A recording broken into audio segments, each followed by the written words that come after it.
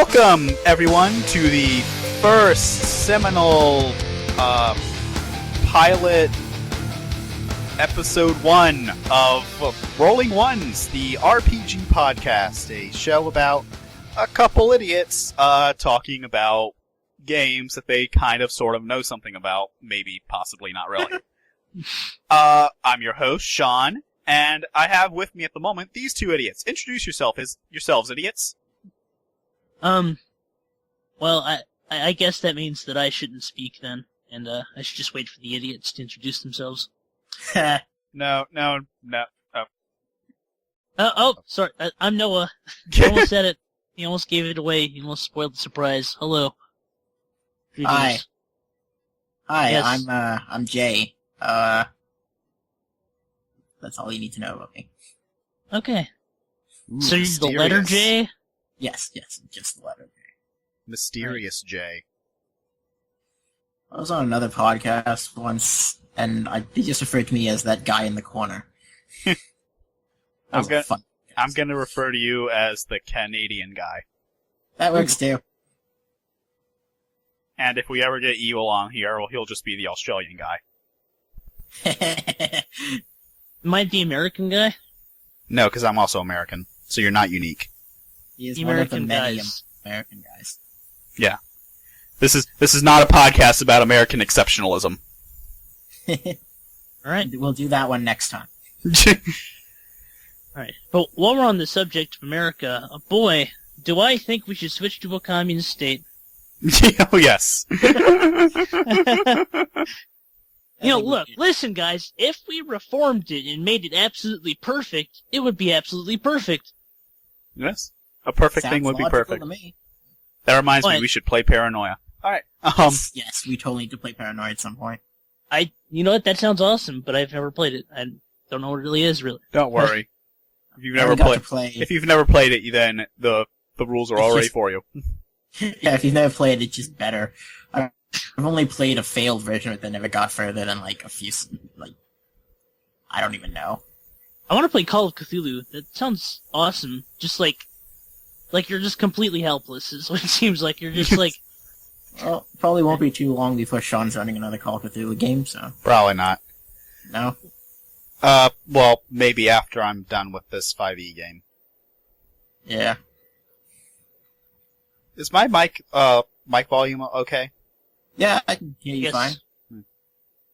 I'm watching the levels. It's going all over the place. Oh, it does Huh. that. It does that sometimes. All right. Anyway, let's move on. Since this is our inaugural episode, that's another word that I wanted to use in the intro and I forgot. All right. 'Cause that long pause in the middle of me saying all those random words was because I was trying to remember inaugural. I see. Well, it looks like you failed your task, so Yes, congratulations. I did. This podcast is already an abject failure. We should just give up and kill ourselves. At the end of the session, you're gonna get half XP for that. All right, so if you stumbled upon this podcast completely by accident because you were lost and confused, and you're an old person navigating iTunes, or if this is on iTunes or Stitcher or whatever I'm going to put this on, you may be wondering, what the hell are we talking about? Good question. Jay, what are we talking about? RPGs, I think? And Oh, what is an RPG, Jay?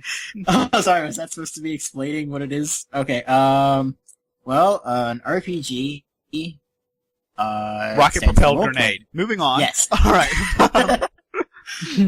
But in It's this a- context, Got it.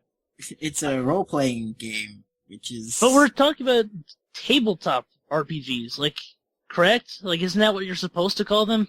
Not just role-playing games? well, Yeah, but let's talk about what a role-playing game is in general, and talk about what a tabletop role-playing game is. That sounds like a good idea to me, right? Anyone? I was just asking if, I was off really, base. who has the time to say tabletop at the start of everything? I mean, that's just exhausting.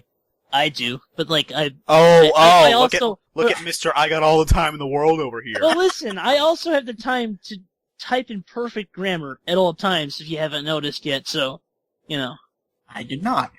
I had I it either. always do. That's what you call perfect grammar? Well, if Look how maybe completely worth it was. Someone didn't notice, everyone's mocking it.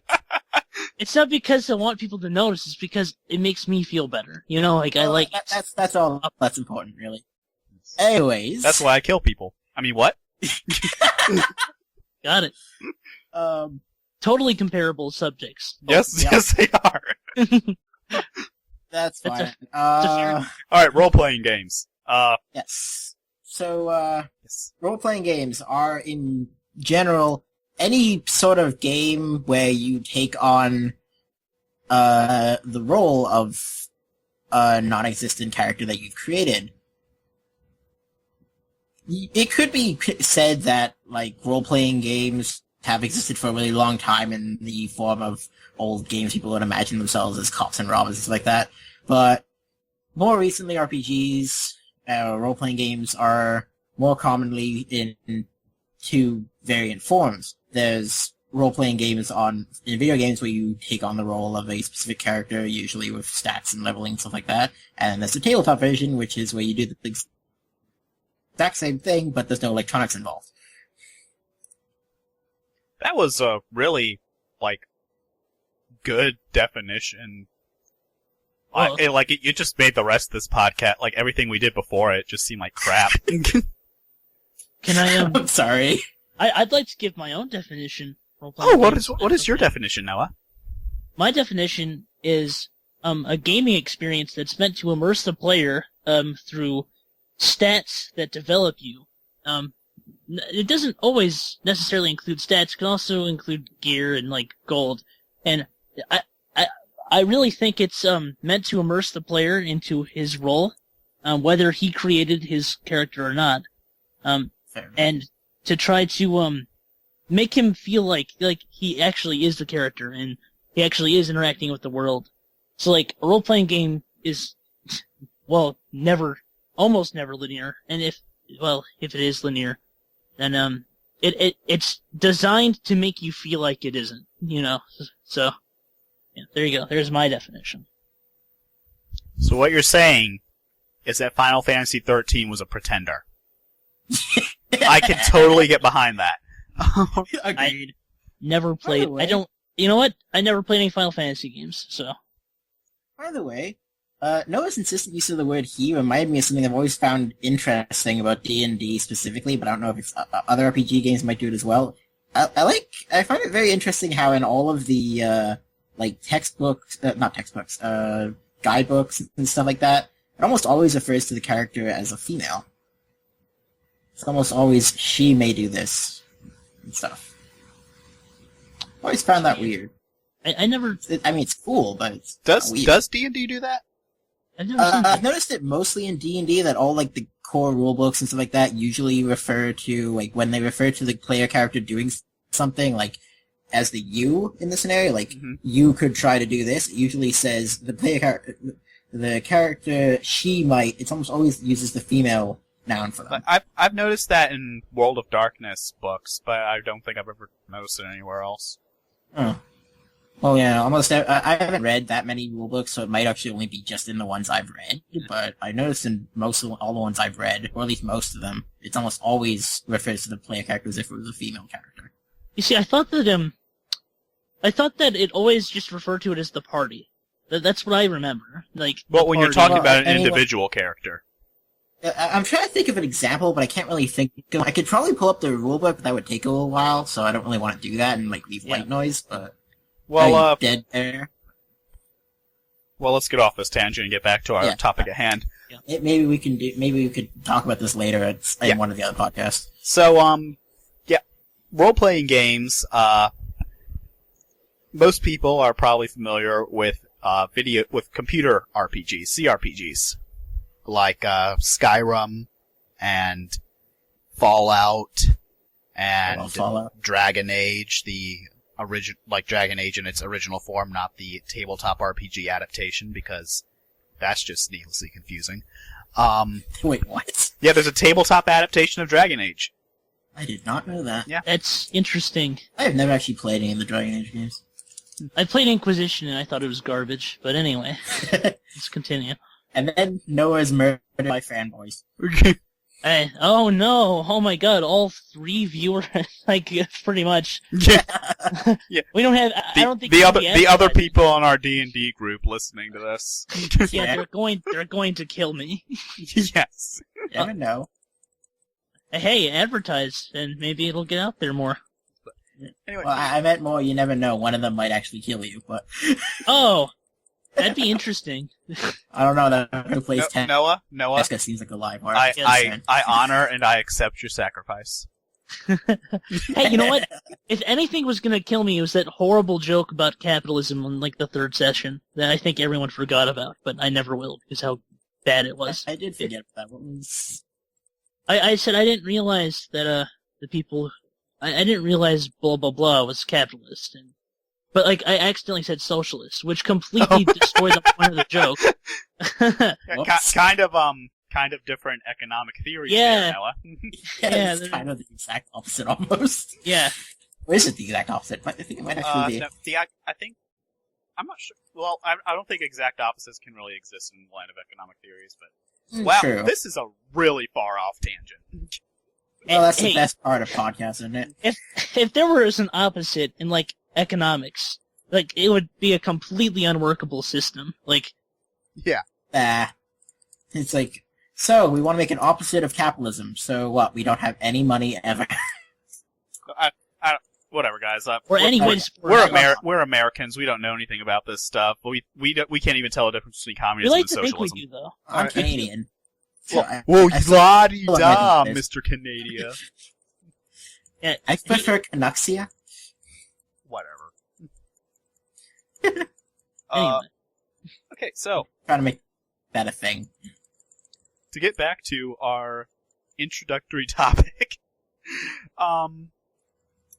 what is a role-playing game? Well, as I was saying, most people are more familiar with the video games, but there are, before those, and still are, tabletop role-playing games that are played with pencils and papers. There are also live-action role-playing games, but we don't talk about them here in these parts, because we're elitist bastards. Oh yeah, I completely forgot about those. Yes. There's. And you know what I like to refer to it as is pretending you're a child again for like a little bit. That just makes it seem innocent. You gotta stop doing that. Okay. I can I mean, already tell. I can already You know what, tell. though? Noah is the guy that like people are going to tune in just to hate. Cool. Hey, that's me, everyone. No, I don't know. You get I to think be our Simon Cowell, I guess. Yeah. That's the best one I could think of. I'm sure No, there's better. Noah is our Donald Trump. John Cleese, is that a good one? That no one just actually means that hates him, but that's his character. I'll generate like a lot of. I'll generate a lot of traffic. People to come here just to show us. They'll show us with their thousands of views that they're giving us. Oh yeah, They- this guy is Noah is definitely Donald Trump. All right. He just needs the hair. Yes. So, long ago, in the far off age of like the 1970s, there was a game called Chainmail, and this was a war game, and there's still war games. Warhammer's the big one, I believe.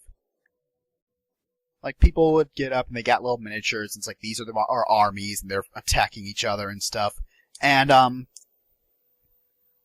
this guy called Gary Gygax, I think that's how you pronounce his name, right? I'm not Yeah. completely embarrassing myself right now, am I? No idea. But yeah, As- he developed a, supplement for Chainmail, where instead of controlling an army, you controlled individual characters. And this supplement was called Dungeons and Dragons. And it eventually grew into its own thing and became the first role-playing game. So, to the original question of what is a role-playing game, one of these idiots, I can't remember which one, said something about, like, cops and robbers and whatnot. I did. You did? Okay. Yeah. You get a gold star. Yay! Yeah, like, it's sort of like that. You're playing a role, obviously, it's in the frickin' name. If you can't figure that out, you're hopeless. But, you're playing a role, and You know how, like, when you're a little kid playing cops and robbers, you'd be like, bang, bang, hey, I shot you. What? No, you didn't. You missed. No, I shot you. No, you missed. You missed. God, I remember that. Yeah. Oh Yeah. God, I'm old. You're old because you had a childhood? Is that a this is childhood what that included cops and robbers? this is what irritated me though. It's like it's like your friend has a sword, but you have a gun, but like you shoot at them, but like oh no, I dodged it with my sword. I used my sword. Like you parried a bullet.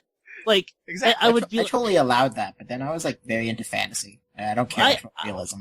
no, like I don't know, like I was just like even when I was a kid, I was like no, that's crazy. Like Man, when I was a kid, I once saw someone, like, try to pull off punching the bullets out of the air. oh my god, Wow. I slapped it and it's not there now. Anyway, Unless you're Colossus, situations like this are exactly why role-playing games have rules and stats and stuff like that. So your characters have numbers that tell you how good they are at certain things, and you roll there's some kind of mechanic for resolving conflicts using It's those always numbers. luck-based. Always. It's Even not if it's not always luck- dice. Even if it's not luck-based, it's luck-based. There's some that use cards. Still luck-based. No, you see, I thought the direction you're going with that for is like that's why you have a dungeon master to tell you what actually happens. Like, Oh yes, the dungeon master is the person. Well, in generic terms, it's game master when you're talking about like everything. But that's the person who basically like explains what's going on and plays everyone who isn't a player character, including the monsters and the opposition. The game master is basically the person who runs the obstacles. Oh man, I am. I like to very think of him as God. I like to think of him as God himself because it's just more funny. It's just funnier that way. It's like, hang on a second, guys. I'm gonna talk to God for a second to see what I can do. That's great. God, can I go to the store and buy X? I'm like, yeah, sure, why not? God, what do I see in this room? Oh, I'm gonna take a look now around, just dude. imagining all of the players as like blind people with no idea what's going on around them. They constantly have to ask God what's around them and stuff. It's like, I swung my sword in this I roll direction. 14. What do I hear? Do I hear anything? Do I hit anything? Do I see anything extra special since I got a 20? A natural 20? Oh man. Someone mentions, like, France. God, do I know what that is? Do I know what they're talking about, God? Yeah. Yeah. It's good. Speaking Hey, of, God. God, do I know how to operate this? Like, talking about a computer. hey God, do I know I'm playing a game? No. Always no. Unless you go for some really meta stuff. Alright. Are you there, God? It's me, Thaggar, the Destroyer. But out of character, though, it's Noah. What's up? Yeah.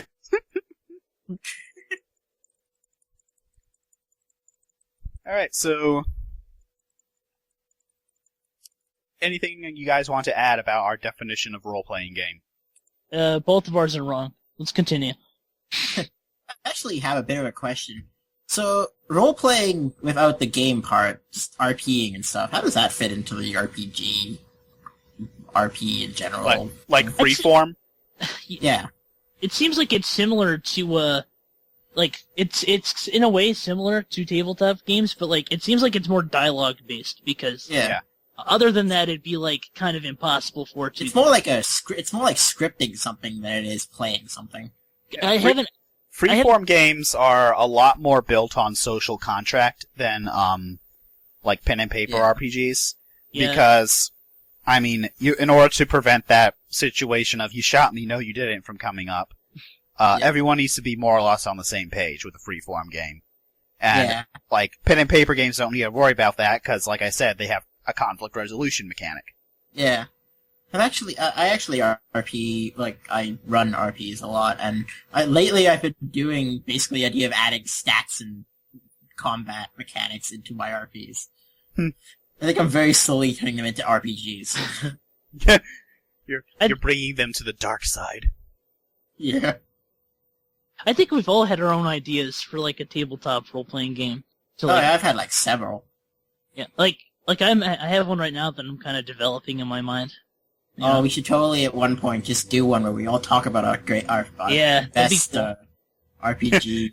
At the You same know. time, we should also talk about what fantasy heartbreakers are. I don't know what that is. A fantasy heartbreaker is a No, save it for another episode. Should we save it for another episode? You- Listeners, what do you think? You can't tell us anything because you're listening to a recording, you idiot. Alright. Well, we can always make it a poll that goes with the recording. But anyways, should we have talked about this in this episode? everyone says yes. We feel like dumbasses. We don't know what they are, so do you think that they're like something that's worth having its own episode dedicated to, or? I could just give a brief overview of what they are right now. Yeah, Like, quick explanation. Give a brief overview, and then we'll maybe go into another. Fantasy Heartbreaker is, well, in the RPG industry, Dungeons and Dragons is like the king. It's the big one. Yep. Like, everyone knows Dungeons and Dragons. Even people who don't play RPGs know that it is a thing that exists. But they have no idea what it is. Yeah, they have no idea what it is, but they know it's a thing that exists. Like, I don't know, nerds play it. It has Yeah, to do with dice. It's whatever. some nerd. And it has to do with the devil, right? Right. Oh yeah, but There's, like- it's Satan's game. Yeah. You have to dress up as like a wizard. Yes, exactly. And don't forget, if you say your real name at any point, you get slapped in Summon Cthulhu. But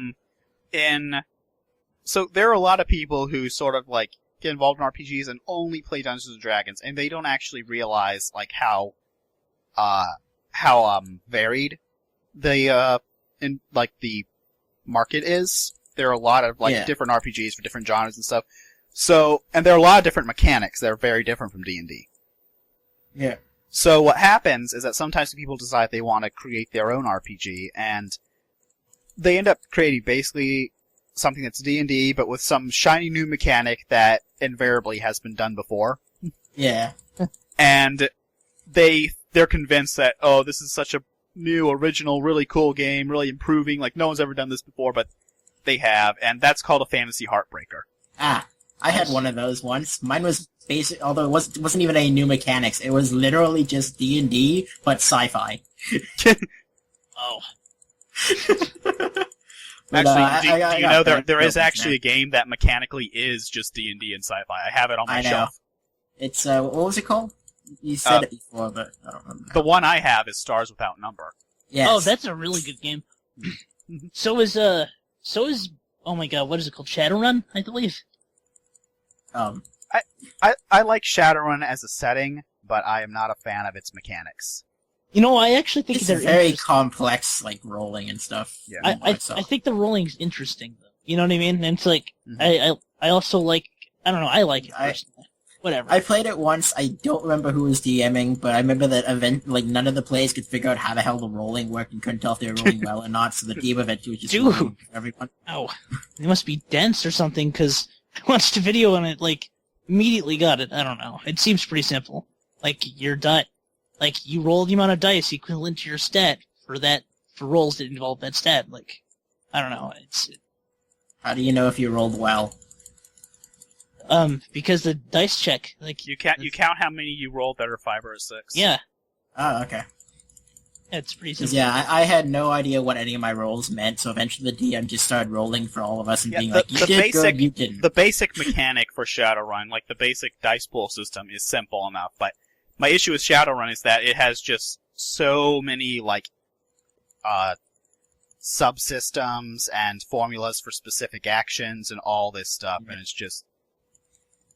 It feels like there are more rules than there really need to be. The funny thing is, the idea that I was talking about for a role-playing game, like, it has, like, a very, in-depth combat system. Like, that's what it's gonna have. Like, there's gonna be a lot of rolling if you're fighting with this system. That system is actually very simple, and I think it already exists, but it's one of the ones I prefer for running. Like when I do put stats into an RP, I usually use this system. It's a simple 3-stat system Okay. with, it's like you have a stat that represents physical stuff, stat that represents mental stuff, and a stat that represents like magic and spiritual stuff. Oh. And then For a second, I thought you were gonna say social, and I was like, "Oh, that's basically the storyteller system." But Oh, really? Oh. Well, yeah. It's White Wolf basically just the storyteller system in World of Darkness divides all these stats between physical, mental, and social. Oh yeah. But it says that there's in more it. than 3 stats, but there are 3 broad categories for them. Well, this is just 3. I usually call it body, mind, and spirit. Ah. And I'm pretty sure I actually got it from someone, which is why I'm pretty sure it already exists, but I don't remember where. But like, I did add a little bit to it, like how you put your stats. Is you literally just put one of these stats is 3, one of these stats is 2, one of these stats is 1, and it rolls on a D at like a difficulty versus and number of successes needed for everything. I mean, Well- I could describe to you how my system works, but that'd take a while. It'd take a while. Yeah, and our listeners have already listened to us drone on for like 6 or 7 minutes about random things they don't care about. So Yep. Rambling's half the fun, though. yes, Yeah. rambling Is all the fun of a podcast. rolling Yeah. ones. We ramble. Rolling ones, Deal we're with just it. like every other podcast that rambles. No, Like, no, oh. rolling ones. We ramble. Deal with it.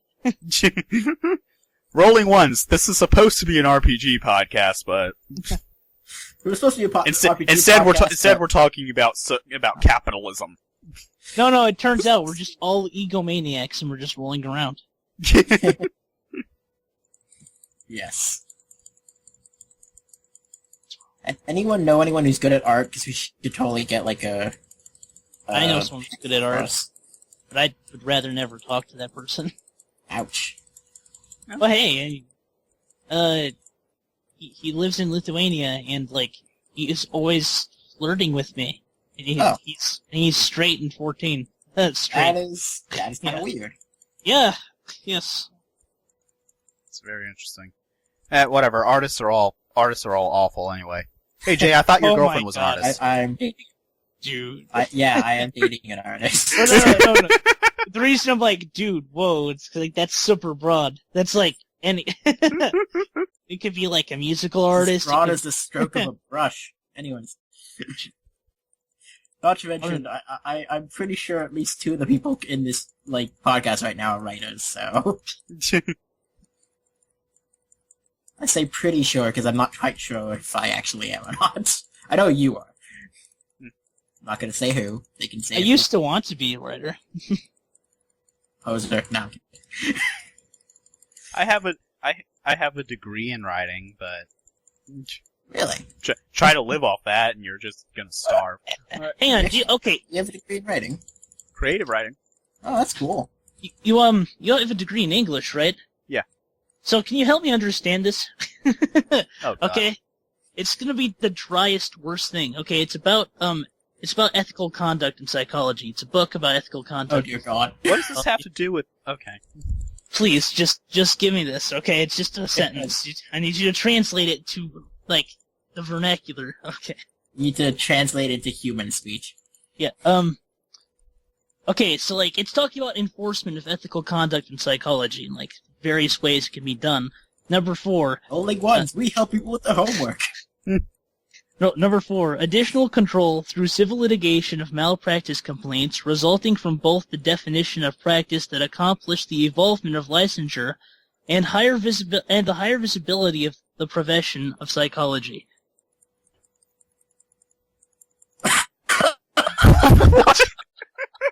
I got like 3 words of that, and then I just...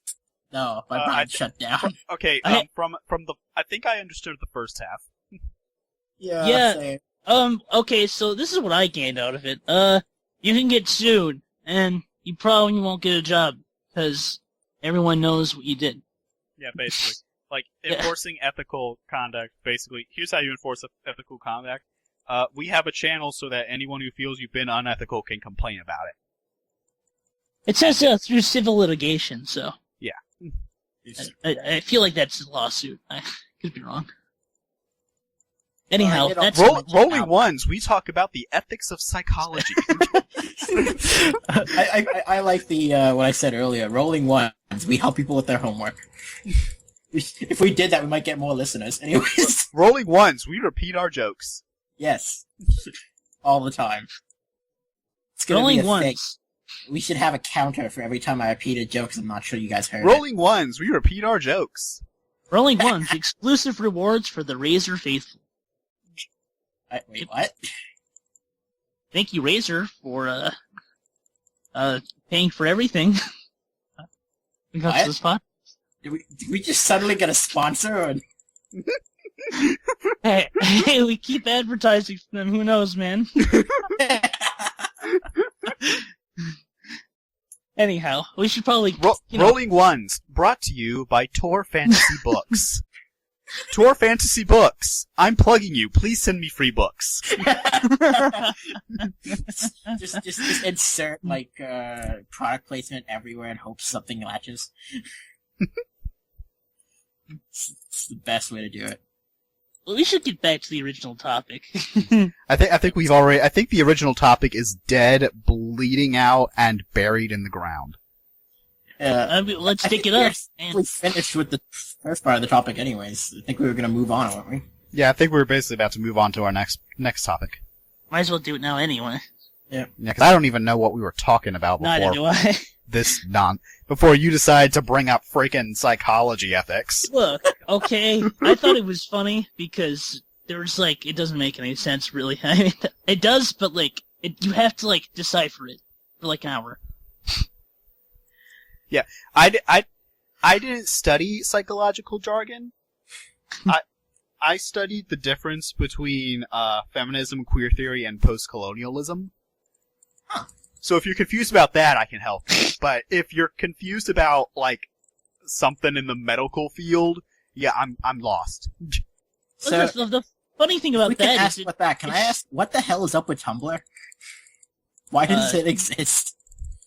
It's a social media site, Jay. What? Okay, Yeah, I meant the specific. There's many part of Tumblr. different. Okay, you know what? Think of social media like the free market, and there's supply and demand. There's a point of equilibrium, and Tumblr has one. Okay. Okay. Well, you listen here, okay? I am a socialist, communist, liberal SJW who wants to destroy good Christian America and take all the money from all the white people and give it to, gay married colored people who want to steal your guns. How did you become a socialist and a communist? Don't think about that. I thought about it, and just know that if my family asks, I am a right-leaning centrist. By the way, it was you who made that thing that was the most right-wing thing ever. It was satirical. That was you, right? Yeah, let's talk about that when we're not on a podcast. Hey, just adding on to the communist and socialist at the same time. I want private property, but I don't want private property. What are we even talking about anymore? Rolling Ones. We're actually a political podcast. Tune in next week. Oh my god, I sound like a 3-year-old too is the funniest part about that. Talking about politics, but I sound 3. I don't know. This kid thinks he knows how the world works. Okay, let's continue because we're half an hour in. Only half an hour? Wow. 41 minutes. 32 minutes, actually. I've got 33:47, 33:48, 33:49, 50. You're cutting out the beginning. Okay, got it. Alright, so, our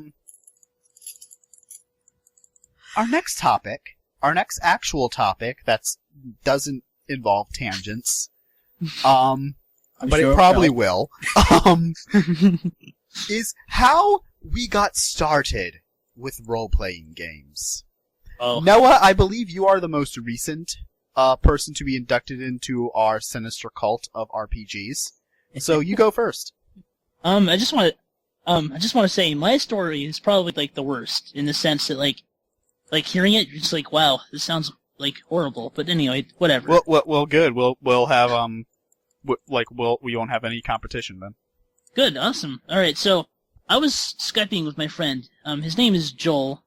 Let's just call him Jay. I'm supposed to keep people anonymous. Whatever. You don't know his last name. You'll never find him. The cops haven't found him yet. Yeah, you'll never find him on the satellite of love. You'll never find his butt. Anyway.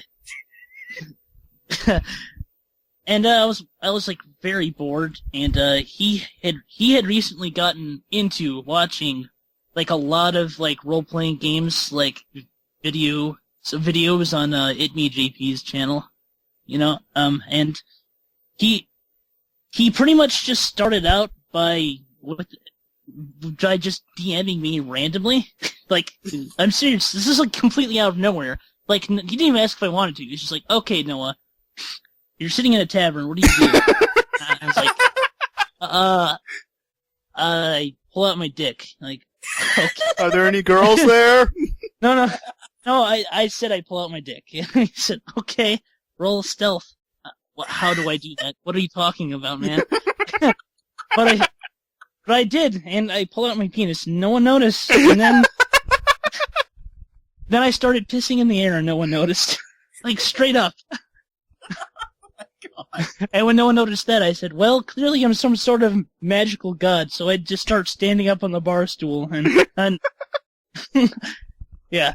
And it just kind of went on from there, and we played Dungeons & Dragons, like, just him and me, him DMing myself, without any real roles for like a month, like, straight. Like, it was a lot of fun. Are you sure you were playing Dungeons and Dragons and not indulging some weird sexual fetish? No, okay, so like, first of all, that character was never named. Second of all, do you want to hear how that story ended? The story ended the same day, like, not even 20 minutes later. The events that had transpired was I was kicked out of the bar, then I I knocked on a person's door at like 4 a.m. Until the guards tried to stop me, and then I waited for him to go away, and I tried to break into the house, and I couldn't, and then after I failed breaking into the house and cutting up my hands trying to climb into a broken window, I saw a person with gardening supplies walking around, so I went up to them and I pulled out a hand grenade and... In D&D? It wasn't really D&D, like, okay. None of the rules. I just pulled out a hand, and because he was totally just not serious at all, he's like, okay, sure, you pull out a hand grenade, and I just pulled the pin, and I killed us both. So yeah, that's how that guy's story ended. He died. That's fascinating. Yes. He sounds like the best D&D character. Honestly, that sounds a lot more fun than your game. I'm kidding. Don't kill me. Yeah, no, that was totally awesome. Yeah. Whoa! A A new player enters the ring. What are you doing here, man? A new challenger approaches. Yes. Aren't these supposed to be tabletop RPGs? Shut up. All right. Technicalities. All right. So, new idiot, introduce yourself. I'm sorry. Are you addressing me or the guy next to me? I can't really tell. You, clearly. Go ahead and introduce yourself. Oh, okay. You made the same joke no one made. Greetings, everyone. My name is Max, and I am a nerd. In case that wasn't obvious. It wasn't. We know nothing about you. No, nobody in the podcast knows anything about you. You missed a riveting conversation about psychology ethics and communism, so... So, nothing of interest. Yes. Got I it. started both of those tangents, by the way. Because he That hates the concerns subject me. matter. So anyway, yes, all listeners say hi to Max. They said hi, Max. Oh. Hi. I How's assume it going? that they like have this on their iPod and they're listening to it in public and they just walking on the streets. They just suddenly go, "Hi, Max." Hello, I wish Max. people- I've been without alcohol for a couple weeks now. All right, that's Let's boring. go. Good on you. And Continue. I'm like, yeah. Woo. We just started sharing how we got started with RPGs, and Noah went first and shared a riveting story about pissing in a tavern. So That sounds I envy you for coming in at this point. So Noah, anything else you want to share with the class? Yeah, your game of D&D is the first real tabletop role-playing game I've been in. Wow. Okay. Yeah, there you go. So like you're like when it ends, you're gonna move on to like another game, and you'll be like, "Wow, this is so much better! I never knew it could be as fun." I never knew it could actually be good. Yeah, the funny thing, My character is just gonna be killed instantly the next session, isn't she? the thing that sucked though about like not playing with real roles is that like DM ruling was all that happened, and like you're like, no, you're too strong. Fuck you. I don't want you to have that. Like, okay, got it. Like, pretty much is what went on for a while, and it was annoying. Yeah. Right. Let's move on down the line. Jay, share your story of your induction into our sinister cult. It's actually kind of hard for you to figure out where my first, oh man, what's it called? First meeting with RPG is, I guess. I don't know what else to call that. I think it would be, I had a group of friends in high school, and, What? Friends in high school? Yeah, I know. That doesn't make any sense. Me No, having no, friends? this is before he played. This is before he played role-playing games. Oh, okay, High that school. now it makes perfect sense. The idea of me having friends is still kind of surprising, though. But yeah, so, apparently my friends have been playing D&D without telling me. Including my girlfriend, anyways. Wow. Okay. Who was in fact my girlfriend at that point in time. But eventually I guess they needed a second person, like another person, so they invited me to join them, and I joined, and I played probably the stupidest character of all time. At that point in time, I decided I wanted to play a chaotic neutral character, had no clue what that meant, so basically created a bloodthirsty psychopath. Ah.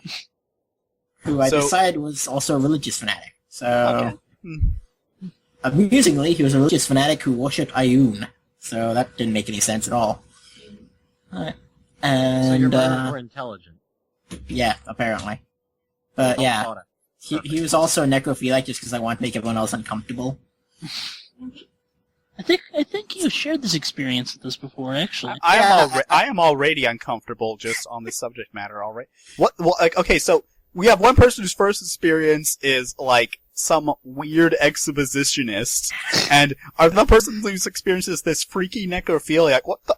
Okay, we're gonna get to Max, and his first character is gonna be like a serial killing rapist or some shit. Well, the funny thing actually- Kind of is, a rapist in our group, but anyways. the funny About thing is, that. he's not even the only person in like our D&D group who had a character who was a necrophiliac at some point. Daniel's character was.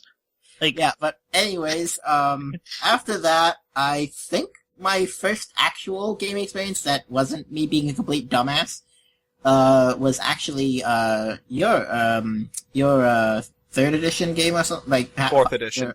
Your 4th edition, Essentials game. Yeah. Which, was probably the first time I ever played a character who was actually anything important, and it was way more fun, actually.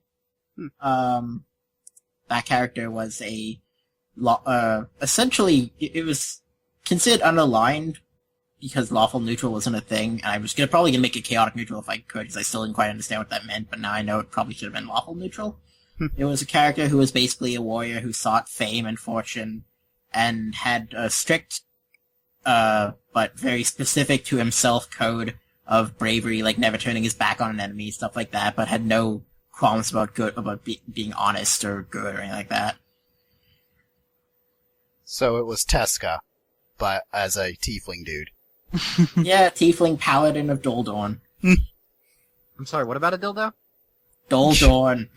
Oh, okay. Max! Hi, that's me, Max. Please, share your experience of your first time. Sure. What, was it gentle? Define gentle. Just talk about role-playing games, you perv. What kind of role-playing games? I can talk about the fuck's really nasty ones, I mean, you know.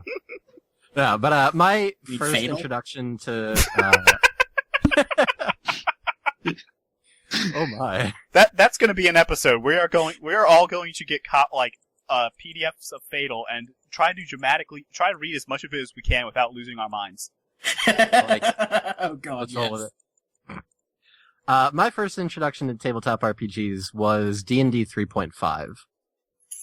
Me and my friends had always had the idea of playing at some point, but we never really had we never really knew how to, just because none of us was knew how to DM or how to play for that matter. And I was shopping around Barnes and Noble, and I saw the 3.5 starter pack. So I bought it, showed my friends, we started learning, and my one friend, Chris, decided he would be the DM. And he found a campaign module thing called Sunless Citadel, and we decided to play that. I played as an elf cleric, and I believe we had two other friends playing at the time. One of them played a Warforged Juggernaut, and the other one was playing as a half-orc barbarian or fighter or something along that line. And it was definitely an interesting experience, just because Chris decided he wanted to make it painstakingly obvious when shit was about to go down, and we had to try to figure out how to get around it or just how to deal with it. So one example was... So Chris was your DM in this original thing? He was. Ah, interesting. Yeah, one of the big highlights of my character as a cleric, well, not as a cleric, just as a player, I suppose, was we came across a trapdoor in front of an actual door that we needed to go through. There's a little wooden beam that, me being an elf, I could have gotten across, but Mr. Big and Burly Warforged and Half-Orc over there weren't going to be able to get across it. So I was like, you know what? I have an idea. You guys are fucking ripped as shit. So I was like, you know what? We just passed a doorway not that far down the hallway. Go rip the door off the hinges. And my DM's Chris is you know that's going to be really hard, right? I was like, that's okay. There's two of them and they're really strong. And he's like, all right. They go roll for it. They rip the thing off the hinges successfully. He's like, okay, you have the door. Now what? I'm like, guys, lay it across the hole. And Chris literally just stopped and looked at me like, what do you mean? He's like, I want them to lay it across the hole. So it's basically a bridge. He's like, you're not supposed to do that. I'm like, no. This is D&D. I can do whatever the fuck I want. And then a bunch of murders and me accidentally killing a baby goblin with a crossbow. We won't talk about that. Oh, wow. later. Okay. Look, it was a rolled one. So, infanticide. So, expositionism, necrophilia, and infanticide. I'd like to point out, I was actually thinking about it, and my actual first introduction, that was what I was looking for. You already RPGs. had your turn. Can I just say this one quickly? I Fine. was not actually playing an RPG, I was in chapters, and I saw the Tyrants of the Nine Hells book and read it all the way through, and that got me interested in RPGs. Good for you. Now I Max, don't feel continue as your story about derailing Chris's campaign or some shit. Also, I'm actually gonna have to go for a bit, I'll be back in a second. So, after killing the baby goblin by accident, we approached the Goblin King, and he was like, I'm gonna kill you guys, and all, typical villain monologue BS. And, he had a few guards, we took care of them pretty easily. And finally, we're fighting the Goblin King by himself, and my Warforged friend was like, you know what? There's a giant Wait, hole- you were fighting the Goblin King? The king of those goblins. You were fighting David Bowie? Yes. Awesome. The troll face is strong right now. I hope you guys lost, because, he makes great music. No, we actually, this was the ultimate win that we had. My Warforged friend was like, you know what? I'm gonna try to rush him and knock him into the hole in the center of the room. Because there was a giant pit in the room. And, my DM's like, alright, go for it. So he rolls, and he's like, alright, he successfully falls in the hole. You guys are done with combat, now what? My Warforged friend's like, whoa, I'm not done yet. What else is in this room? He's like, there's a giant stone throne, and there's a treasure chest. And he's like, okay, I take everything out of the treasure chest. He's like, okay, you get a bunch of stuff. Now what? My friend's like, I take the treasure chest? Yeah, treasure chest, and throw it down the hole where the Goblin King fell. He's like, okay. What else do you want to do? He's like, I want to throw the throne. It's like, throne. I want to throw the throne down the hole. funny fact, after we climbed down the hole a little while later, the Goblin King was still alive up until the part where that throne came down. I'm back. So we literally would have climbed down, been attacked by the Goblin King, but my friend was like, "Nah, I'm gonna throw a throne on him." Nice. Yeah, Your and friend then we was had a psychic an warforged. emotional attachment to a white dragon baby that we had to give away. It was depressing. Oh. It loved us, and then we had to give it back to the kobold that actually owned it. You should have just slit its throat in front of them instead. What is wrong with you? just like imagine Chris's reaction though. Like, what? Why would you do that? What? Sean, I don't think I can participate in your D&D sessions anymore. I don't feel comfortable. Zanes is going to get his neck slit in the middle of the night. And of course, I'm passing the stealth checks. Like, there's no one. I'm kidding. Of course, coming from the rogue. Alright, so, I guess it's my turn now. Oh, I can't wait for this. This should be great. I mean, probably very standard. Yeah. It's actually very sad, Oh. because I had no friends. Oh. Well, I had friends, but they weren't they weren't interested in D&D because they had sex lives. Those bastards. So, basically, yeah, in high school I was interested in D&D, but, like I said, no one really played it with.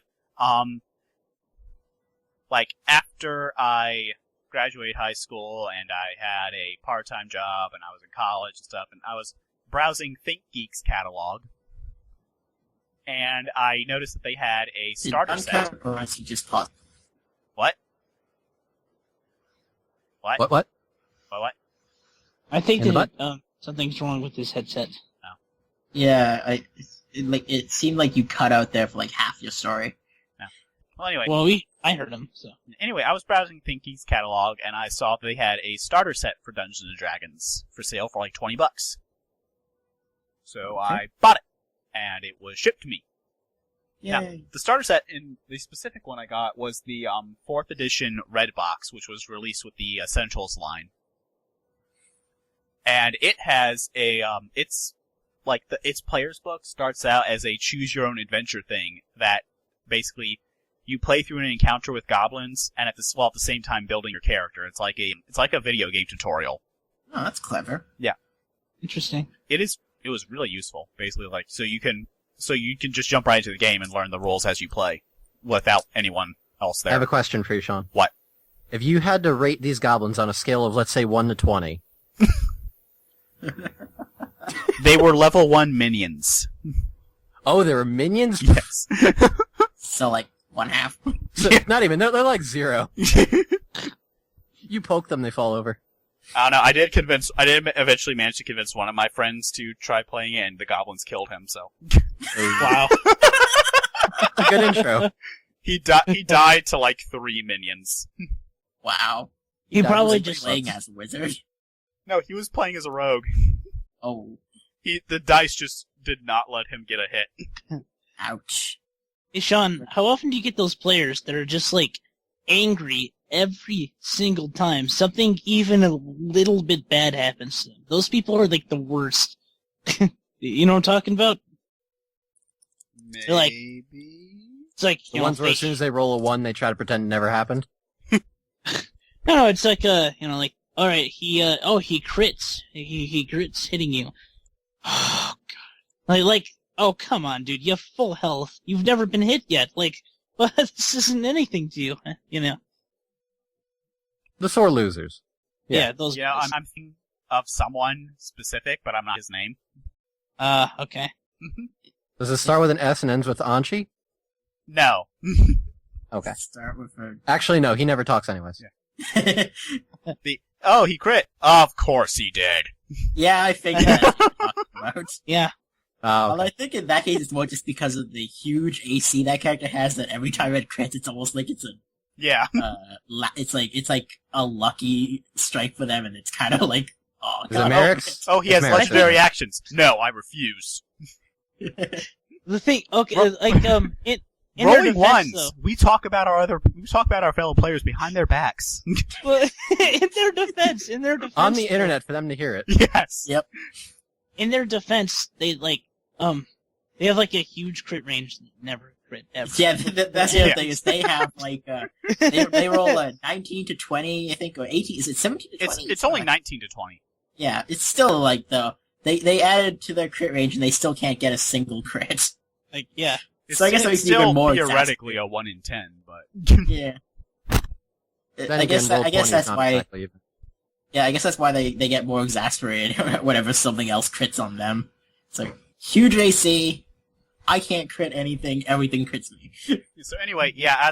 So basically, my first RPGs were the D&D 4e Essentials line, and they were like my first two games, because these were basically instantaneous. One was running a campaign on Roll20, which Jay already alluded to. That's the one where he was the That was one of tiefling. your first? Yeah, that was the first game I ran.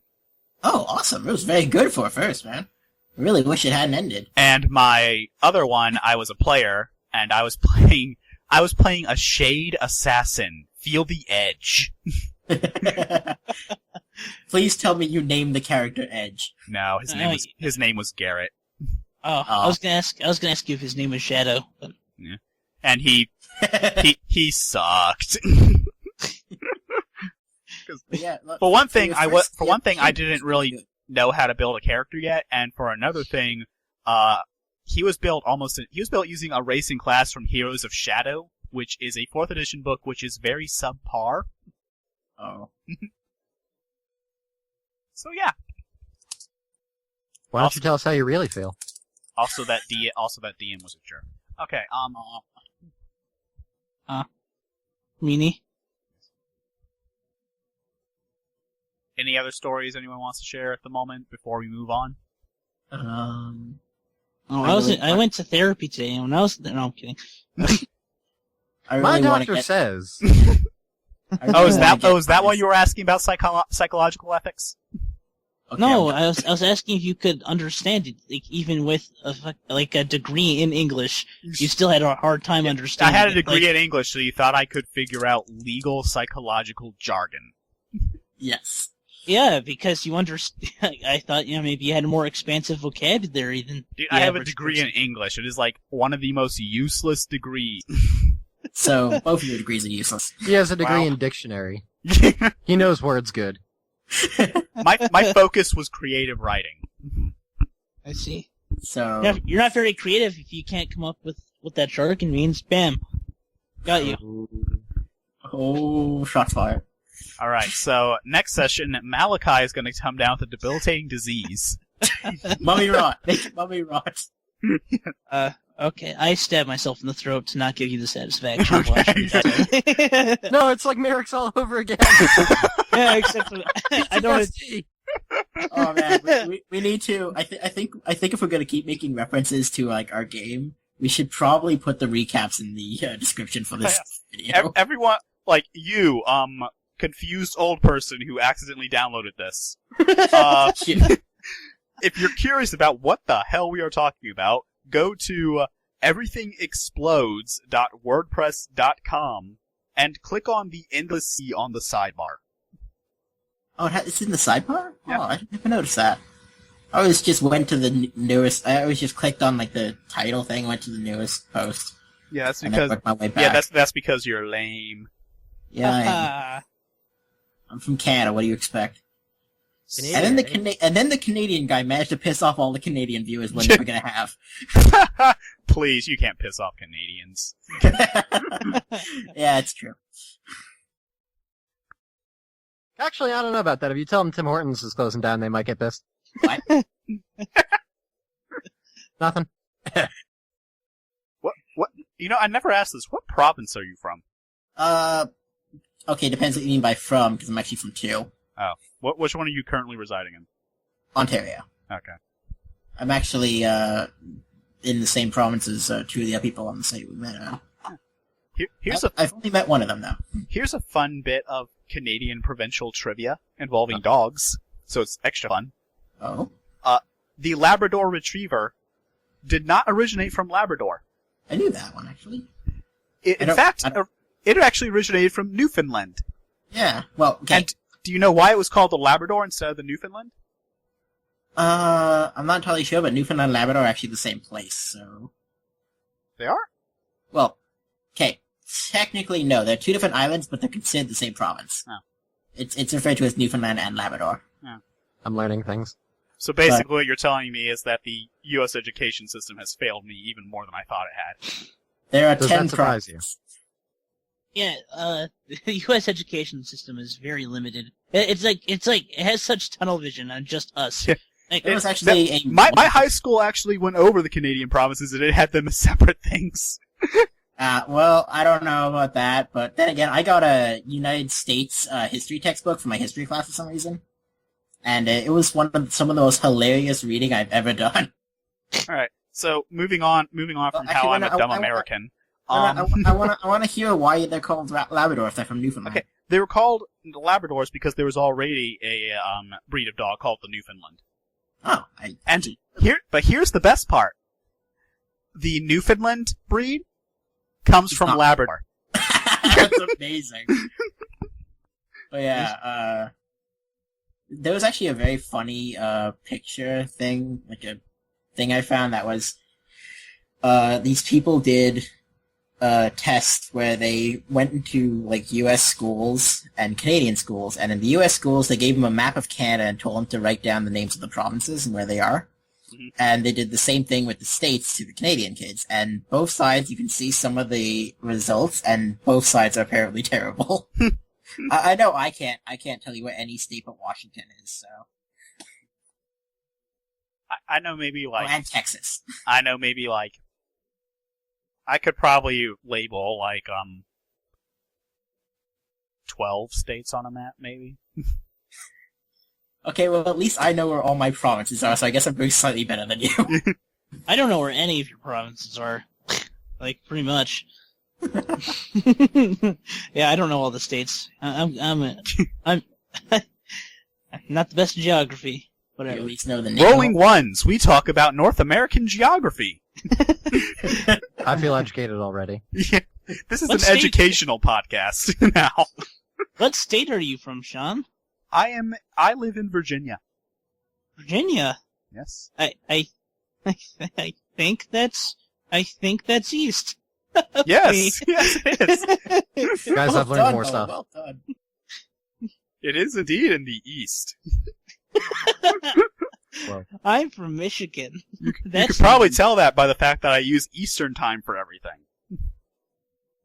I figured that was all of North America. I feel stupid you're- now. No. California's 3 hours behind. Oh wow. Yeah, they live in the past. Those guys can't get over anything. Continue. Let's go. We should probably get back to the. Well, topic. since we're telling like the internet where they can find us, Max, where can the internet find you? On the internet. Ooh. Because guys, Yeah. I don't spend my time anywhere else. Coward. All right, I'm what in time fucking zone? Jersey. It isn't. In case it wasn't fucking obvious. I could see why you were reluctant to admit that. Well, yeah, because now you're gonna get a bunch of people comment and be like, "Oh, he's from Jersey," and they're gonna start fucking quoting Jersey Shore, thinking that that show represents You the should just- entire state. You should be happy if people comment that, because that means people are watching. Like, Hey, You Max. know, like- This is a podcast. But if they're watching, they're going to be disappointed. They're staring know, at their screen, going, "Wow, this is some great visuals." no, they're watching the progress bar with like anxiety. Like, no, it's gonna end. It's getting to the end. What do I do? Quick, I hit the need to rewind. go roll. If they're still here, like over an hour in, then I applaud their After dedication to discussion listening of to homicide, morons. genocide, necrophilia. Yes. Yeah, no, I'd be surprised if they were here too. Yeah. If they Rolling got ones. that, All our fans are apparently psychopaths. Yeah. And so are all our podcasters. Like, I'm pretty sure the only person listening, like I said, is an old person who got confused and accidentally downloaded this. It doesn't know how to make it stop. Doesn't know how to make it stop. How do I make it stop? They're calling up their child like, how do I turn off the sound? Grandparent, the grandchildren. Ask the grandchildren. Their Parents don't know anymore. There are voices on the computer. How do I make them stop? They're talking about awful things. They're also mentioning me. Yes. Like they know I'm here. They know I'm here. How do I call an exorcist? Cheryl, the computer box is making noises again. How do I turn it off? I don't know. We should put something in this podcast for our single, old confused viewer. For all the single ladies? If you, old confused viewer, if you listen to the end, we might, no guarantees, but we might tell you how to turn it off. Yeah. Stay tuned. Just wait a couple seconds and then we end. Actually, no, we still have one more section left. Uh-oh. Oh, yeah. Sean, for the last time, I'm telling you, I'm not going to let you touch my booty. Damn. Alright. News time. No. Never doing that again. No, by all means, do it again. Go on. No. Alright, so news. Usually in this podcast, I'm going to have us cover news stories at the start, but because this was our introductory, inaugural, super special, awesome pilot number 1 primetime episode. Forgot to settle that time. God damn it. Okay, Am I in an episode of DBZ or something? That was really long. This was an episode of this was an episode of DBZ. We would have spent the last half hour just shouting. Ah! I like it. Awesome. Alright, so, this episode we'll be covering we have three news stories to cover at the moment, and I am probably the only one who knows anything about any of these. So basically, it's educational. I'm gonna say things, and these three are just gonna stare at their computer screens in confusion. Oh, Probably also make comments that undermine the seriousness of the news. Yes. I'm gonna make comments that will make us go off on a tangent, and yeah, that's just gonna go. What, I'll you? provide the I would one-liners. never see that. Alright, so, first up, earlier I mentioned that Dragon Age has a, tabletop adaptation. Wait, what? Yes, it does. You came in after that. Did So, you like- know that there was a tabletop version of Dragon Age? I didn't even know there was a non-tabletop version of Dragon Age. Oh wait, yes, You don't know what Dragon Age is? yes, Dragon Age is a video game, dude. It's the fantasy version of Mass Effect, right? Yes. I'm very concerned right now, because even I knew that. Yeah. Anyway, the people who created the tabletop version of Dragon Age were Green Ronin. That's the name of the publisher. They are currently getting a lot of business from Wizards of the Coast because Wizards of the Coast keeps outsourcing D&D books to them. But Green Ronin developed a new system for Dragon Age called fittingly the Adventure Game Engine, or AGE for short. Ha. And they recently they have released a generic version of AGE called Fantasy AGE. This And- sounds amazing. And Fantasy Age was really well promoted by good old bearded nerd actor dude Will Wheaton. Fell out. Yeah, for his he created his tabletop YouTube series had a spinoff where he ran a Fantasy Age game with with 4 other people, including, like, I think, who was it? It was Hank Green, Allison Haslip, or however you probably pronounce her last name, Laura Bailey, and Yuri Lowenthal, because Yuri Lowenthal is just in freaking everything. But, And the world was good. he ran a series called Titan's Grave, and you can watch it on YouTube. It's 10 episodes. They just finished the first season, I believe. Cool. Anyway, Fantasy Age is the generic rulebook. And Green Ronin also released a Titan's Grave book, which contains the adventure in the show. Oh, that's cool. And they released the PDFs a few weeks ago. I actually own the PDFs. I'd say this was an Ascended fanboy situation, but it's Will Wheaton. He ascended a long time ago. Yeah. And, the physical copies are forthcoming. They'll be sent out soon, I believe. But right now, the only people who own physical copies of Fantasy Age and Titan's Grave bought them at Gen Con, where they were sold out. Out? That's impressive. So that's the news. Green Ronin has created a D&D knockoff that sold out. Is it? Better or worse than D&D? Yeah, it's gonna. It's more rules light than D&D, but it has a pretty interesting system called stunt points, where you roll. It's a 3d6 system instead of a d21, and you roll. So you roll 3 six-sided dice, and if you roll doubles, then you get stunt point. Then you stunt, and one of your dice is colored differently than the other ones, and that's your stunt die. So when you roll doubles, the number on your stunt die is the number of stunt points you have, and you can spend those on a list of stunts to do extra stuff during your turn. Oh, that's cool. That's pretty cool. I want to do a kickflip and an ollie. If that's on the list of stunts, then go right ahead. It's Skateboarding not. joke. Never mind. It's not. I know it is. That's when I think stunts. Because I think back to playing Tony Hawk games when I was a kid. Okay. I like Tony Hawk 3. It was good. Side tangents. Tony Hawk. My favorite tabletop role playing game is Tony Hawk's Pro Skater 3. Actually, funny enough, wasn't that the game where you actually could make your own character and insert it in the story? Like, it actually had a story? Yeah.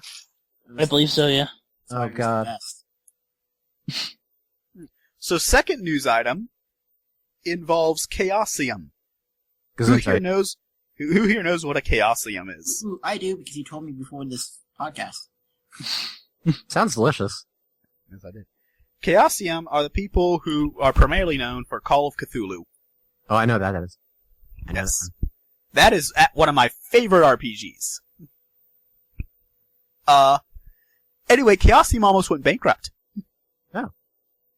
You see, they ran a Kickstarter a while back for Call of Cthulhu 7th edition, and they also ran one to create an adaptation for a box set, Horror on the Orient Express, which is also using the 7th edition rules. Thing is that they vastly underestimated how much it would cost to send the box sets out. Oh. So they ended up having to funnel money from the 7th edition Kickstarter to cover the Orient Express Kickstarter. And then they didn't have any money left over to actually print out the 7th edition books. Why didn't they just make a Kickstarter to pay for the other Kickstarter? Yeah, really. But That's depressing. but they didn't cop to this. They were insisting, we've sent proofs to the printers, and we're looking at proofs. We're looking at like the printer proof now and stuff, and it was all bullshit. Oh.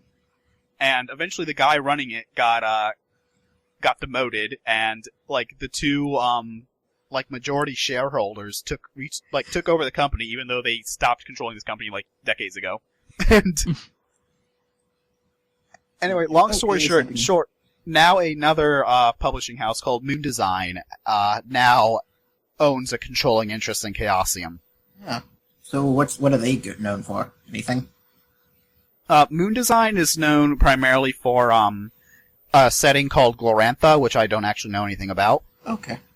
and RuneQuest, which, as I understand, is an old, one of the older RPGs that came out when D&D was still in the OD&D, AD&D phase. Okay, so basically they are really old, they made a really old game that no one cares about.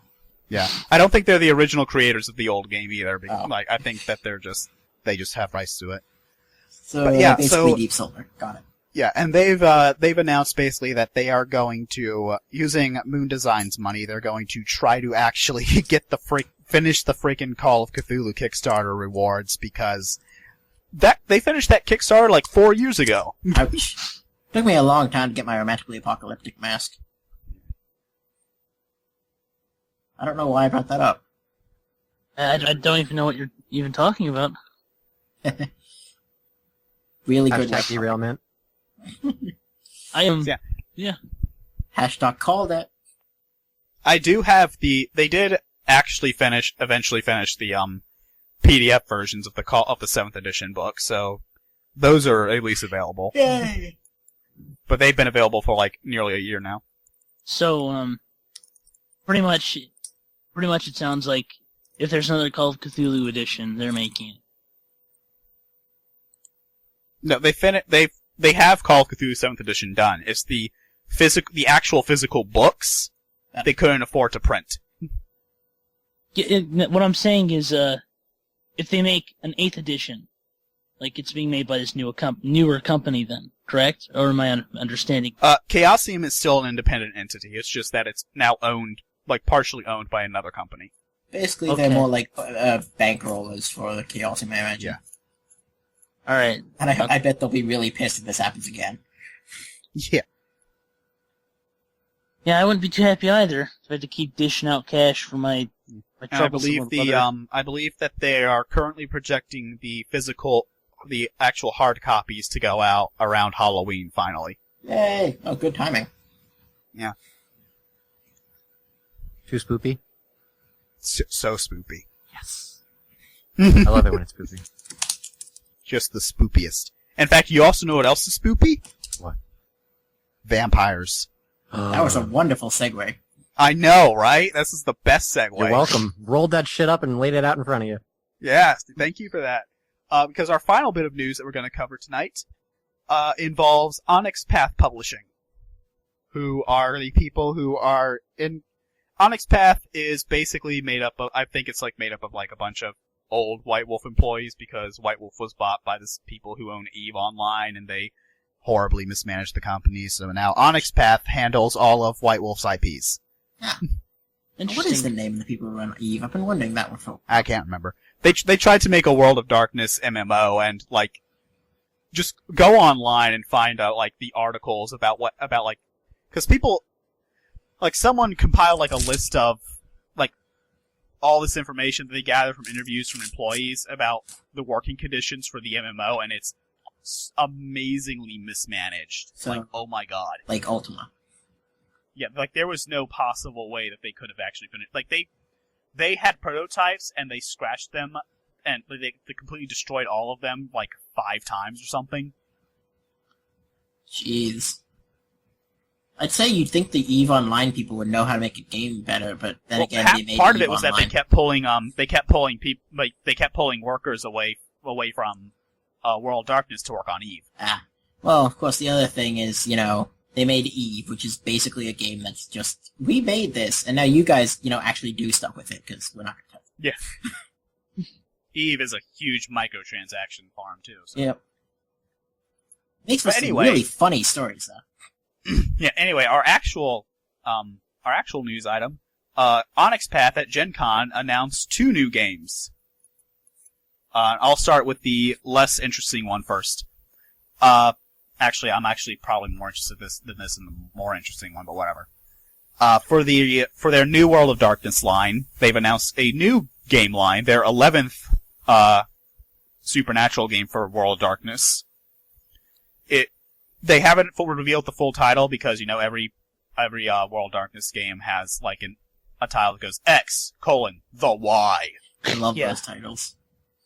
But we do know what the X in this title is. It's going to be Deviant. Oh, that sounds awesome. And it is they have specifically listed shows like Orphan Black and Sense8 as inspiration. I haven't seen Sense8. I have seen Orphan Black, so clones. And Deviant will center around people.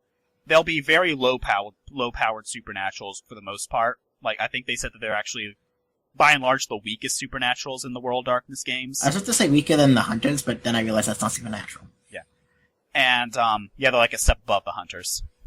And they were people who've been altered by dark magics and mad science, and now they're on the run from the people who created them, but they're also pissed off and out for revenge. Are there Sounds like aliens? a really cool story that Probably. I'm not entirely sure how it fits into the World of Darkness universe, but it should be awesome. And let's see, there was one. They've said, like I said, they said that like the guy who's running it, nothing's actually been written yet. He just got approval for it. But the guy was running it. He was explaining things on RPGNet. I was reading the thread, and he said that while it is mostly low powered, there is a lot of power variance in the game. He wants a lot of power variance in the game, so that if you want, it is still perfectly possible for you to go full Alkira. Alkira?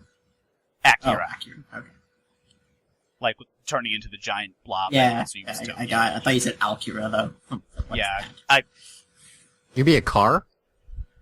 I've been talking nonstop for the past few minutes. My mouth is not doing. Yeah, no, understandable. We should probably have drinks while we do this. Yeah, I was gonna say, like You mean you guys don't have drink? Wow. I do have drinks. Alcohol doesn't I'm an count. amateur. Alright, and the other thing they announced at Gen Con is a classic World of Darkness game. Ooh. And I knew this already, didn't I? And it is Vampire the Masquerade 4th Edition. Yeah. Vampire the Masquerade, of course, was White Wolf's big breakout hit. It was the original World of Darkness game in the 90s. Are you pausing for applause there, or...? What? Like, I was actually just, swallowing spit. oh, okay. Is it like, Masquerade, Vampire the Masquerade 4th Edition? Pause. Woo! I was also pausing to see if any of you guys wanted to say anything, but you didn't, so I just soldiered on. Alright. sorry. The only thing I know about Vampire the Masquerade is Bloodlines, and I really like Bloodlines, but I don't think that has anything really to do with the games, so... Bloodlines is... Oh. Bloodlines is set in the Masquerade universe, and it broadly uses the mechanics, but not really. Yeah. You said If you ever ran, like, a new World of Darkness game, I'd probably be up for it, but other than that, I've never really played one. I'm thinking of doing Demon the Descent. Oh, there is a demon game. Okay. My dad, he played the vampire games back when he was still I don't even know like a young man, I guess. I don't really know how old he was. Yeah, he was 4 in 1990. Anyway. Yeah. He played that game, and all I know about it really is that he liked to play a conspiracy theorist who refused to drink human blood. He thought his character thought there was some big conspiracy. Hey man, you laugh at me now, but you wait.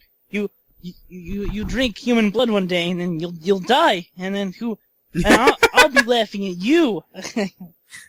Okay. That I sounds like like a very interesting character. It does. My dad's a very interesting person. Interesting thing about Masquerade 4th Edition is that Vampire the Masquerade technically ended in 2004. Yeah.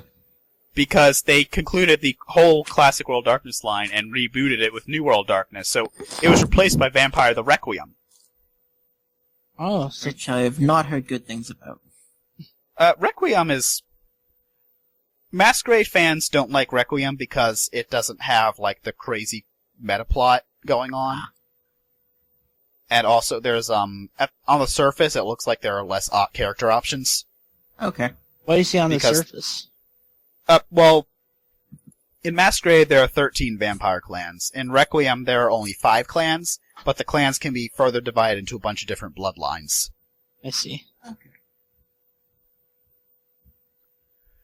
But yeah, so, recently they had the 20th anniversary for Classic World of Darkness, and they had a very successful Kickstarter for, Vampire the Masquerade 20th Anniversary Edition. And that was 5 years ago. So, this new edition, 4th edition, is going to basically, they're not getting rid of Requiem, they're keeping Requiem around. And they want to be running both New World Darkness and Classic World Darkness at the same time now. Makes sense. More profit, Yeah. you know? Are they going to be, Wider for appeal. lack of a better... Are they going to be, for lack of a better term, revamping all the other games in the classic line, or just Vampire the Masquerade? We don't know yet. like, I haven't looked at the 20th anniversary editions for any games, but apparently, the 20th anniversary versions of Werewolf and Mage are apparently, like, much more in line with a new edition than the 20th anniversary Masquerade, which was a lot more like this is a greatest hits type thing. Okay.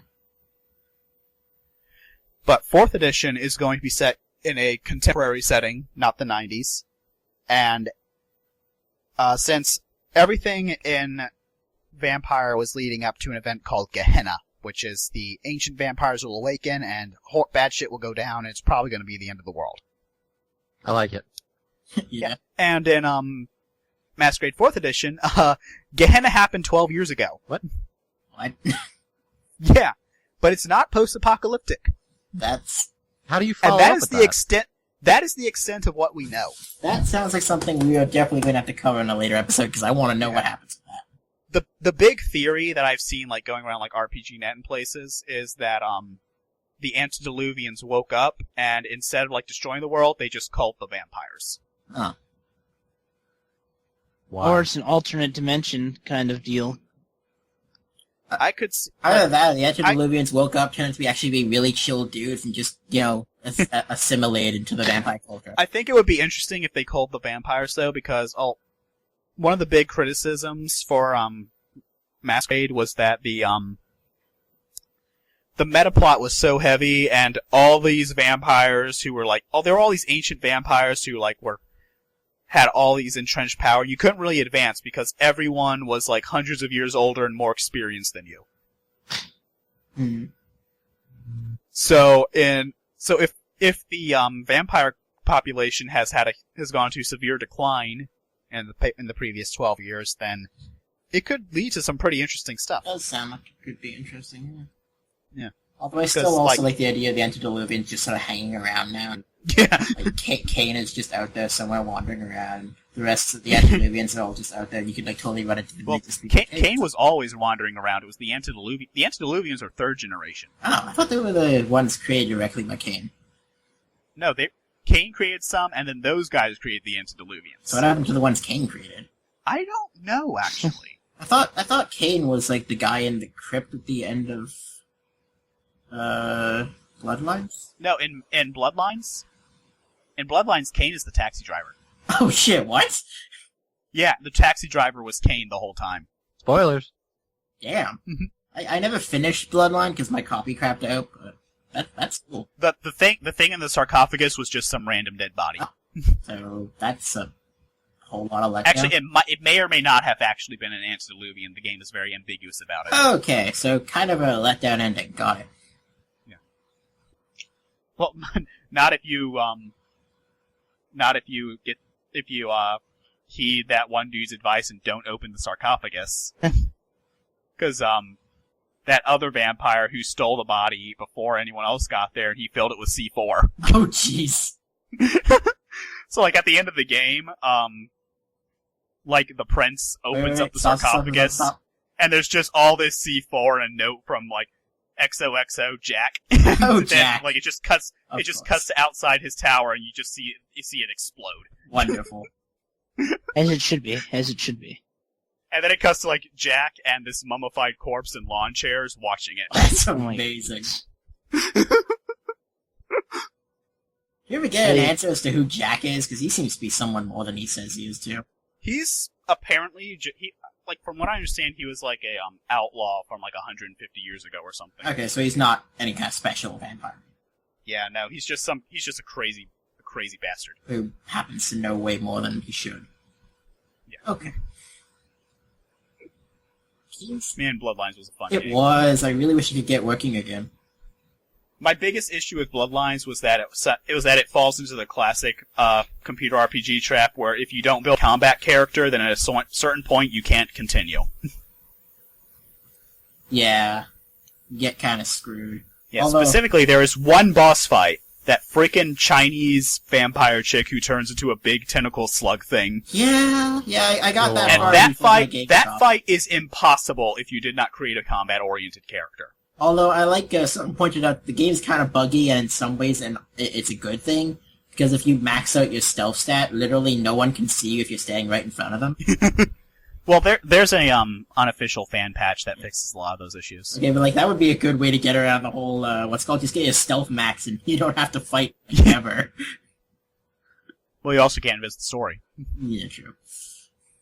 But like like I literally had like just turned on. I opened up the console and turned on God mode to get past that fight, Yeah, and then I turned it off and did not have a problem with the entire final dungeon.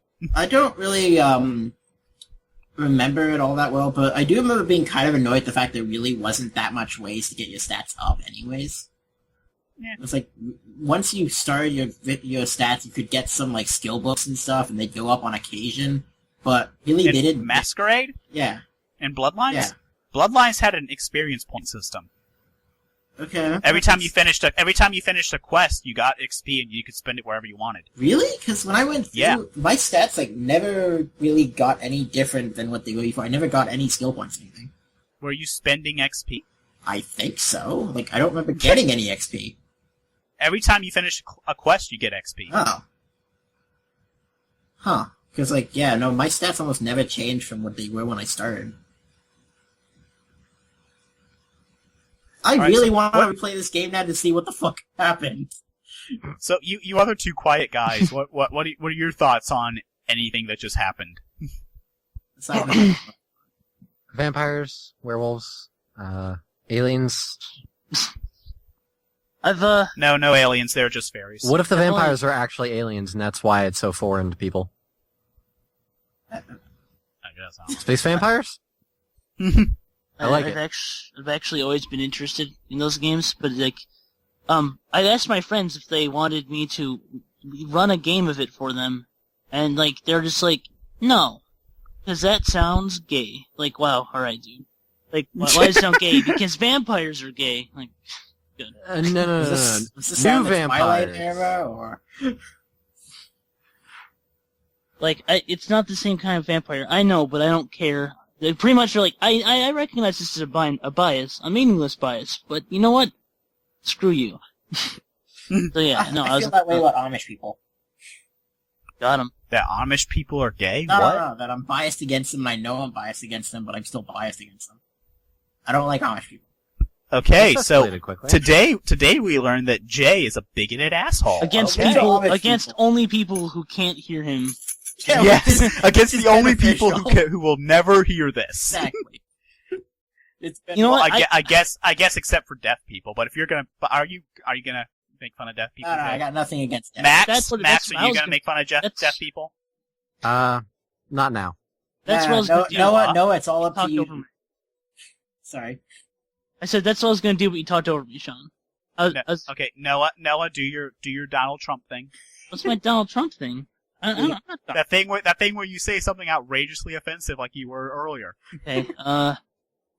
Look, all I know is if deaf people just, open up their mind and just listen to what I had to say, maybe instead of just pulling the silent treatment on me, maybe we'd get somewhere. That was good. I like that. That I could totally picture Trump saying that too. Yeah. Like I could just imagine him saying like, if deaf people open up their minds and listen to what I had to say. Yeah. I don't know what accent I was doing. I for have that. no clue. I think you were leaning towards the bush area and then you kind of caught yourself. Probably. Yeah. Mm. You might as well be a bush. I- I don't mean part of the family. I meant like an actual bush. Oh. Okay. Well then. Just a bush or some Rolling ones. We have timeless humor. Just ask I us. think We'll tell Donald you. Trump will be timeless. All right, so this is over an hour and a half in, so I think we might as well call it Alright, All right. Who are we calling? it. Who's it? please. Cousin it? Tim Curry and clown makeup. That is the That's a best. very specific choice. Hey, hey, there's a guy out there watching this. His name is Bill. All right, and if your name's Bill and you're watching this, hey, you're fucking awesome, man. Just want to let you know. Also, why are you watching a podcast? Yeah. Oh, I shouldn't make fun of Bill. He's obviously got synesthesia. Funny He's enough, a- I have a friend named Bill, and now I'm going to tell him to listen to this just so that he can get that part. If he can weather an hour and a Yeah, half. I I like actually it. know someone with synesthesia. They have the form where they can taste colors. interesting. Yeah. I'm so jealous. I am jelly. They start vomiting whenever they see a rainbow. It's kind of depressing. I'm not so jelly anymore. Alright, Right. alright, so, thank you for listening to Rolling Ones, which I still think should have been called Roll to Listen, but tell that to these assholes. We I like voted to roll to listen. democracy, motherfucker. Hey man, yeah, you should have this. You should have this be like a council if you don't want us. If you Although, want hey, to if we fail, we can always say it's because we rolled ones. Ah. If this podcast fails, it's because we rolled ones. Ha. Ah. Hey, Oh, we're so babies clever. are stupid and deserve to die. Only if they're goblins. Okay, wow! Only if they're goblins. And on that charming note, old person who accidentally stumbled onto this and can't figure out how to turn it off. And no, we're not going to tell you. how to turn it No. off. We have to be nice. We should tell them. The only way to turn this off is to download the next episode. And listen to it completely. If there is not enough episode yet, wait a week and it will be there. Hopefully. And if it's not, keep Hopefully. waiting. Just keep waiting. Keep waiting All right, forever, so anyway, never leave that's all we have for tonight, folks. Good night. Once again, I am Sean. I'm Jay. I'm Noah. And I am Max, Wait, sorry, I forgot I'm the Canadian guy. the Canadian. Indeed. And you have listened to Rolling Ones, the RPG podcast. Actually, hey, anyone who listens to this, take a vote. Should we keep the name Rolling Ones or change it to Roll to Listen? Let's make Sean feel really bad when everyone votes for Rolling Ones. I don't. I'm give me going votes. to cut. I'm going to cut out what you just said. Damn it. Yeah, Jay. You've been listening to Rolling Ones, the RPG podcast. If you, for some reason, enjoyed this episode, then why not find us on Facebook or Twitter? Because I'm going to make those accounts after I finish editing this, so I don't actually know what they are called right now. The music for Rolling Ones that I used here is Longed for Fusion by In Memory, which is licensed under Creative Commons, so I can use it here. I don't know how to end this. Goodbye.